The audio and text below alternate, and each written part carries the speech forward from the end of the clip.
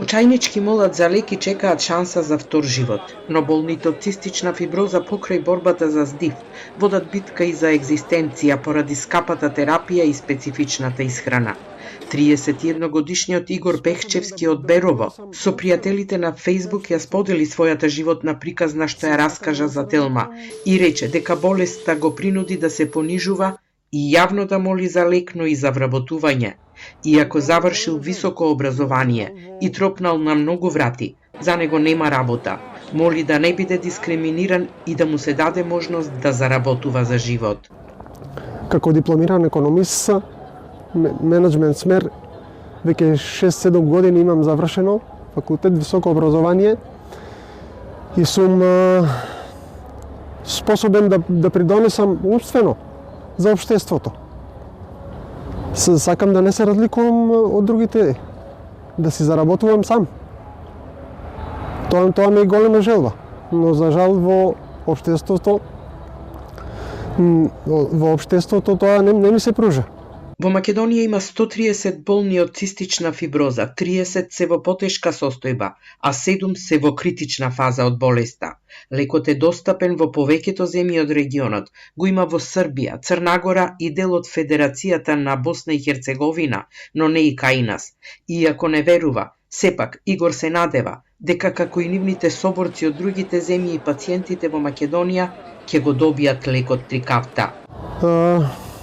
Дај Боже да спаднам во овие 30-тина што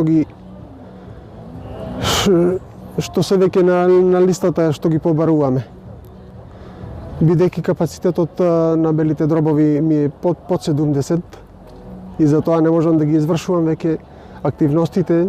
Во меѓувреме, битката на овие пациенти добива политички димензии. Денес ВМРО ДПМН е побара одговорност од власта за пролонгирање на процедурата за набавка на лекот поради што згасна еден млад живот. Недозволиво е лекот да биде поскап од човечки живот и наместо префрлање на одговорноста за вина од еден на друг, бараме владата да превземе колективна одговорност и да замине час поскоро. Потребни се оставки, а не оправдувања. Пациентите од цистична фиброза со години молат и бараат државата да го набави лекот Трикафта, кој е исклучително значаен и за нив значи живот. Протестираа во неколку наврати, но нивниот глас се слушна ден по смртта на Благој Чилиевски од Битола, а државата најде 2 милиони евра за да го купи лекот за дел од најкритичните болни од цистична фиброза и вети дека до крајот на февруари ќе биде достапен за нив. Премиерот Ковачевски, виновник во целата ситуација, биде во бирократијата во државата со која раководи. Го прозва и министерот за здравство Беким Сали, со барање да размисли дали може да го продолжи мандатот. На тоа Сали одговори дека од неговото министерство побарани се пари од владата за лекот, но одобрени дури откако еден пациент веќе ја загуби борбата со болеста. Не можам да дадам изјава за други институции.